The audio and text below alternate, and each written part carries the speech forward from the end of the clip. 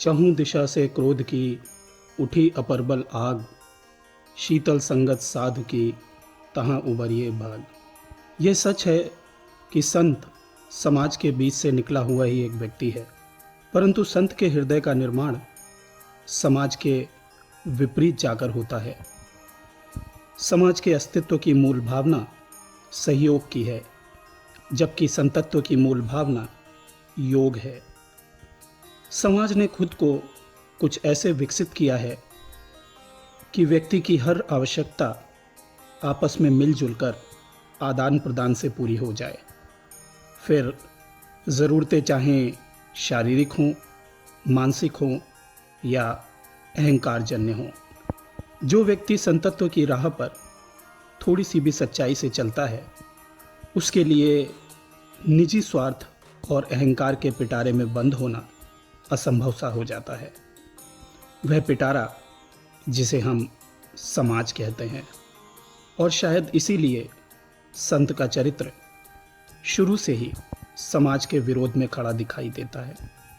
संतों को और संतत्व को कभी भी समाज ने खुले मन से स्वीकार नहीं किया, और जिसको स्वीकार किया उसे तब स्वीकारा जब समाज की कोई भी चालबाजी संत की खुशबू को फैलने से रोक ना पाई।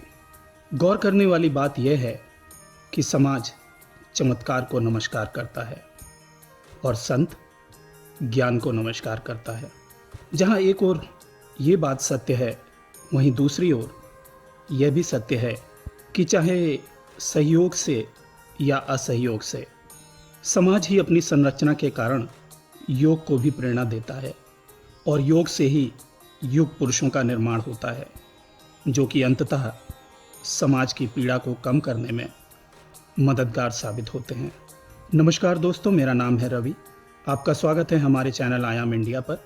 सिद्धों की परंपरा में आज हम बात करेंगे संत ज्ञानेश्वर की। पूना शहर से 15 मील दूर इंद्रायणी नदी के किनारे आलंदी नामक गांव है, जहां सिद्धेश्वर मंदिर है। श्रीमती रुक्मिणी बाई रोज की तरह अपने पड़ोस में रहने वाली सहेली सुनंदा नायक के साथ दर्शन करने आई थी। परिक्रमा समाप्त करने के बाद उनकी नज़र एक ओर बैठे संत पर पड़ी, जो ध्यान लगाए एकटक मंदिर की ओर देख रहे थे। रुक्मिणी बाई ने संत के समीप जाकर जमीन से माथा टेक कर प्रणाम किया। संत ने प्रसन्न मुद्रा में कहा, सौभाग्यवती हो बेटी, दूधो ना हो पूतो फलो। रुक्मिणी की सहेली सुनंदा ने प्रणाम करते हुए कहा, ऐसा आशीर्वाद किस काम का जो फलदायक ना हो सके। संत ने पूछा, क्यों बेटी, मेरा आशीर्वाद फलदायक क्यों नहीं होगा? मैं प्रत्यक्ष रूप से देख रहा हूँ कि यह देवी कई सुसंतानों की जननी होगी। सुनंदा ने कहा, इनके पति लगभग 11-12 वर्ष पूर्व तीर्थ यात्रा करने काशी गए थे। बाद में पता चला कि वहीं श्रीपाद स्वामी संत से दीक्षा लेकर संन्यास ग्रहण कर लिया है। सन्यासी ने पूछा, उसके नाम और रंग रूप के बारे में कुछ बता सकती हो? सुनंदा ने उत्तर दिया, रुक्मिणी बाई के पति का नाम विट्ठल पंत है। दुबले पतले गोरा रंग है। बात करते समय नजरें नीचे रखते हैं। जिस संत के रुक्मिणी बाई को दर्शन हुए थे, वे कोई और नहीं बल्कि स्वयं श्रीपाद स्वामी थे। विट्ठल पंत की रूपरेखा को सुनते ही वे समझ गए कि यह चैतन्य आश्रम ही है जिसने उनसे संन्यास लिया है। काशी आते ही एक दिन उन्होंने पुकारा, विट्ठल यहाँ आओ। संन्यास ग्रहण करते समय तुमने मुझसे कहा था कि तुम पत्नी पुत्रहीन हो। विट्ठल गुरु के वचन चुपचाप सुनते रहे। श्रीपाद स्वामी ने मृदु स्वर में कहा, अभी भी कुछ पिघला नहीं है। तुम्हारी पत्नी तुम्हारे लौटने की प्रतीक्षा कर रही है। मेरा आदेश है कि उस देवी को मनोकष्ट मत दो। घर वापस चले जाओ। गृहस्थ जीवन में भी तुम साधना कर सकते हो। विट्ठल पंत गुरु की आज्ञा मानकर आलंदी वापस आ गए। सन्यासी बनने का अर्थ है समाज तथा परिवार के निकट मृत बन जाना। वापस आने के कारण विट्ठल को सारा समाज घृणा की दृष्टि से देखने लगा। वे समाज से बहिष्कृत कर दिए गए। विट्ठल पंत अक्सर सोचते थे कि शायद आगे चलकर गांव वालों का क्रोध शांत हो जाएगा और उन्हें अपना खोया हुआ सम्मान फिर प्राप्त हो जाएगा। इसी आशा में लंबी अवधि तक वे आलंदी में निवास करते रहे। इसी बीच वे 4 संतानों के पिता बने। संतानों के नामकरण में भी उन्होंने अपने ज्ञान का परिचय दिया। बड़े बेटे का नाम निवृत्ति, जिसका अर्थ है समाप्ति, छुटकारा, मुक्ति या विश्राम। इसके बाद ज्ञानदेव, तीसरा सोपान और चौथी मुक्ता। समाज की उपेक्षा के कारण विट्ठल का मन आलंदी से उचट गया। कुछ दिनों बाद विट्ठल सपरिवार नासिक आ गए। एक दिन मंदिर दर्शन करने के बाद जब सभी लोग घर वापस जा रहे थे, तभी जंगल के भीतर से बाघ के गरजने की आवाज़ आई। भय से घबराकर जिसे जिधर मार्ग मिला उधर भाग निकला। जंगल से बाहर सुरक्षित स्थान पर आने के बाद विट्ठल को एहसास हुआ कि निवृत्ति साथ नहीं है। दूसरे दिन सभी लोग निवृत्ति की तलाश में जंगल के भीतर गए, पर निवृत्ति का कोई पता नहीं चला। कुछ दिनों तक तलाश चलती रही। निवृत्ति के ना मिलने पर विट्ठल ने यह सोचकर संतोष कर लिया कि भगवान ने उन्हें किसी पाप का दंड दिया है। 8वें दिन अचानक निवृत्ति वापस आ गए। निवृत्ति ने बताया, आप लोगों से बिछड़ने के बाद मैं दाईं ओर अंजनी पर्वत की गुफा की ओर भागा। थोड़ी देर बाद वहाँ एक महात्मा आए और मुझे अपने साथ लेकर भीतर गए। यहाँ एक स्थान पर काफ़ी बड़ा घर था। दूसरे दिन मुझे उन्होंने अपने शिष्यों के साथ स्नान के लिए भेजा। स्नान करने के बाद जब मैं वापस आया तब उक्त महात्मा ने कहा, निवृत्ति, आज तुम्हारे जीवन का महत्वपूर्ण दिन है। गुरु गोरखनाथ की कृपा से कल तुम्हारा आगमन हुआ और उन्हीं की प्रेरणा से आज तुम्हें दीक्षा दे रहा हूँ। अब यहाँ कुछ दिनों तक आसन मंत्र आदि सीखना पड़ेगा। इसके बाद ही तुम घर जा सकोगे। आज दोपहर के बाद उनसे अनुमति प्राप्त होने पर मैं चला आया। गहिनी नाथ का नाम सुनते ही विट्ठल समझ गए कि मेरे माता पिता के गुरु ने निवृत्ति को अपना मंत्र शिष्य बनाया है। बड़े भाई की साधना से प्रभावित होकर ज्ञानदेव ने उनसे दीक्षा ली और ज्ञानदेव से सोपान और मुक्ता ने दीक्षा ली। विट्ठल ने निश्चय किया कि वंश परंपरा के अनुसार बच्चों का यज्ञोपवीति होना चाहिए और यह कार्य अपनी जन्मभूमि में जाकर संपन्न करना चाहिए। गांव आकर विट्ठल ने स्थानीय कर्मकांडियों से निवेदन किया कि अब मुझे अपनी जाति में सम्मिलित कर लीजिए। मुझे अपने बच्चों का यज्ञोपवीत संस्कार करना है। बदले में प्रायश्चित के लिए आप लोग जो दंड देंगे उसे मैं स्वीकार करूंगा। ब्राह्मणों ने धर्म ग्रंथों की छानबीन करने के बाद निर्णय दिया, संन्यास लेने के बाद तुम पुनः गृहस्थ आश्रम में आए हो। इस प्रकार दोनों आश्रमों को तुमने कलंकित किया है। इसका एकमात्र प्रायश्चित है मृत्यु। इस निर्णय को सुनकर विट्ठल सन्न रह गए। संतानों की मंगल कामना के लिए पंडितों का निर्णय उन्होंने स्वीकार कर लिया। अपने चारों बच्चों को असहाय अवस्था में छोड़कर एक दिन विट्ठल अपनी पत्नी के साथ चुपचाप चल दिए। कहा जाता है कि प्रयाग में जाकर इन दोनों ने जल समाधि ले ली। माता पिता के चले जाने के बाद चारों बच्चे इतने असहाय हो गए कि इन्हें भीख मिलना कठिन हो गया। न जाने कितने दिन जंगली फल खाते रहे। उपवास इनके जीवन का श्रृंगार बन गया। इस समस्या के समाधान के लिए ज्ञानदेव ने आलंदी के ब्राह्मणों से संपर्क किया। पंडितों ने कहा, यह ठीक है कि निर्णय के अनुसार तुम्हारे माता पिता ने मृत्यु को स्वीकार किया, पर इस बात का तुम्हारे पास क्या प्रमाण है कि तुम लोग शुद्ध हो? ज्ञानदेव ने कहा, हमारा विश्वास है कि हम सभी पूर्ण रूप से शुद्ध हैं। आप कैसा प्रमाण चाहते हैं? आज्ञा दीजिए। शुद्धता का प्रमाण क्या हो, इस दिशा में पंडितों की बुद्धि कुंठित हो गई। उनके मन में बच्चों के लिए सिर्फ घृणा थी। एक पंडित ने कहा, तुम्हारी शुद्धि का अर्थ है भैंस को वेद पढ़ाना। क्या सामने खड़ी भैंस के मुंह से वेद मंत्र का उच्चारण करा सकते हो? ज्ञानदेव चुपचाप भैंस के पास जाकर खड़े हो गए। उसके सिर पर हाथ फेरते हुए बोले, हे ज्ञान के देवता, आप समागत पंडितों को अपने श्रीमुख से वेद मंत्रों का उच्चारण करते हुए यह प्रमाणित कर दें कि हम सब शुद्ध हैं। ज्ञानदेव की बातें सुनते ही पंडितों का समूह अट्ठहास कर उठा और दूसरे ही क्षण गंभीर स्वर में भैंस वेद मंत्रों का उच्चारण करने लगी।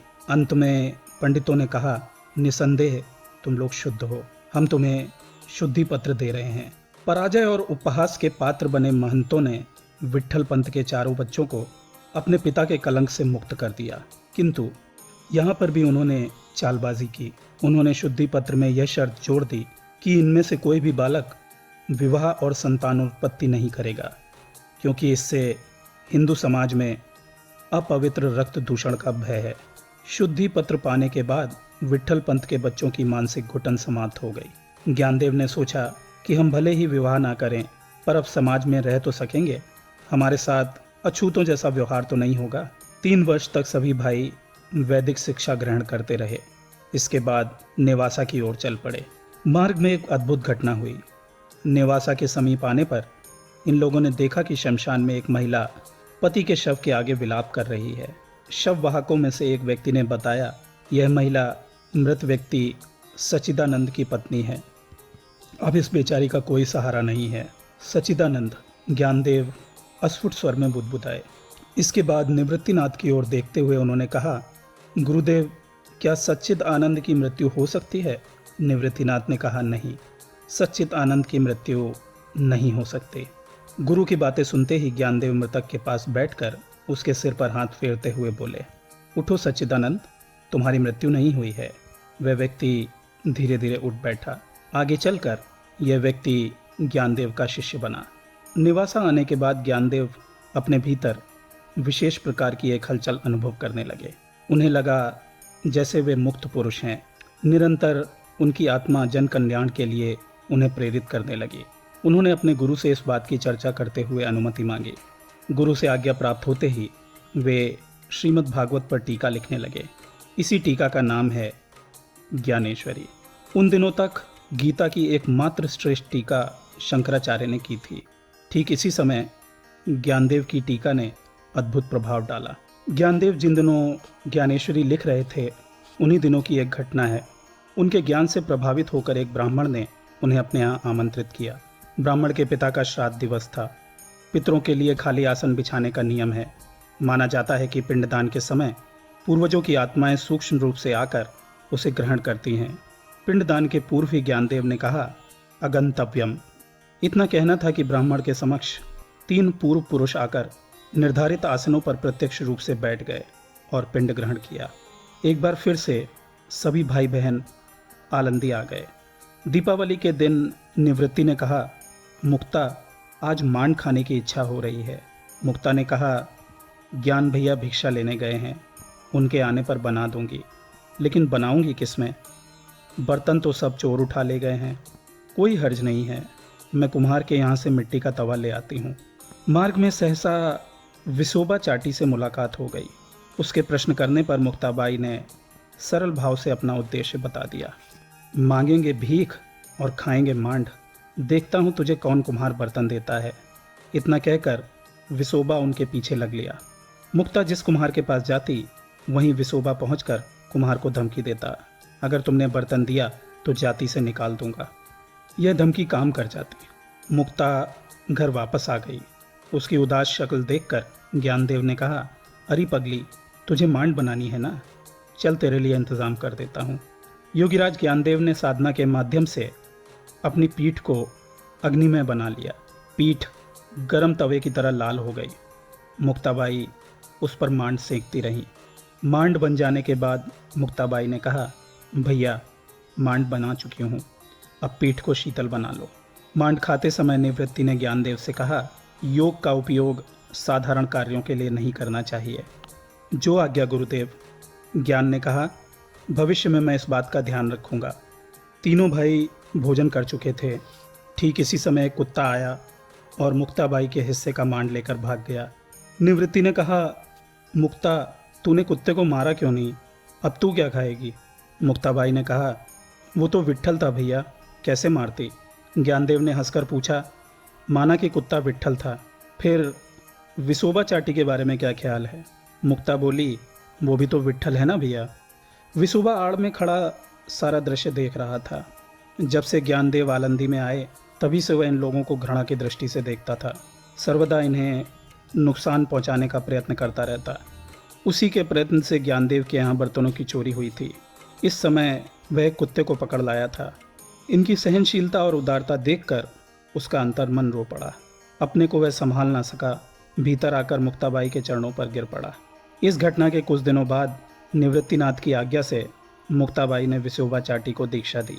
अपने गुरु की कृपा पाकर विसोबा योग साधना के द्वारा प्रसिद्ध संत बन गया। ज्ञातव्य है कि इन्हीं विसोबा खेचर से महाराष्ट्र के प्रसिद्ध संत नामदेव ने दीक्षा ली थी। ज्ञानदेव की 2 महत्वपूर्ण कृतियां ज्ञानेश्वरी तथा अमृतानुभव की ख्याति बढ़ती गई। अब ज्ञानदेव संत ज्ञानेश्वर के नाम से जाने जाने लगे। इनके चमत्कारों का वर्णन सुनकर तत्कालीन योगीराज चांगदेव को अपार विस्मय हुआ। चांगदेव 1400 वर्षों से योग साधना करते आ रहे थे। चांगदेव ने सोचा कि सत्य की जानकारी के लिए एक पत्र लिखूं। यह ठीक है कि उम्र में मैं काफ़ी बड़ा हूं, पर साधना के क्षेत्र में कौन बड़ा है? उनके मन में यह प्रश्न गूंजता रहा। इसी ओहापोह में उन्होंने बिना कुछ लिखे सादा कागज भेज दिया। पत्रवाहक ने वह कागज ज्ञानदेव को दिया।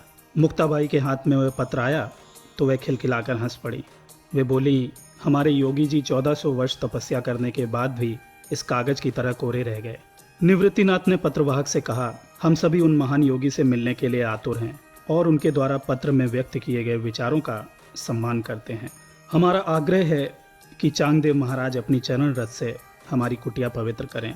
आप हमारी ओर से हमारा प्रणाम निवेदित करें। पत्रवाहक अवाक रह गया। सादे कागज में ये सब बातें कहाँ हैं? योगियों को समझना बड़ा ही कठिन है। सभी को प्रणाम करने के बाद पत्रवाहक चला गया। निवृत्तिनाथ का संदेश पाते ही चांगदेव यात्रा के लिए निकल दिए। अपने योग का प्रभाव दिखाने के लिए सिंह पर सवार हुए, हाथ में समिधा की जगह सर्प का चाबुक लिया। उनके आगे पीछे हजारों शिष्य जयकार करते हुए चल पड़े। आलंदी के समीप आते ही गांव में हलचल मच गई। कुछ लोग चांगदेव के आगमन का समाचार देने के लिए दौड़े। उस समय ज्ञानदेव अपनी बहन तथा भाइयों के साथ एक टूटी झोपड़ी की दीवार पर बैठे थे। चांगदेव के आगमन का समाचार पाकर उन्होंने सोचा कि आगे बढ़कर उनका स्वागत करना चाहिए। पास में कोई सवारी नहीं थी और चांगदेव गांव के सिरे पर थे। जिस दीवार पर सभी लोग बैठे थे उसे थपथपाते हुए ज्ञानदेव ने कहा, हे प्रिय दीवार, जरा तू आज सक्रिय हो जा ताकि हम उस महान संत का स्वागत कर सकें। आलंदी के लोगों को यह देखकर आश्चर्य हुआ कि ज्ञानदेव अपने भाई बहन के साथ चलती हुई दीवार पर बैठे आगे बढ़े जा रहे हैं। यह दृश्य देखकर स्वयं चांगदेव हतप्रभ हो गए।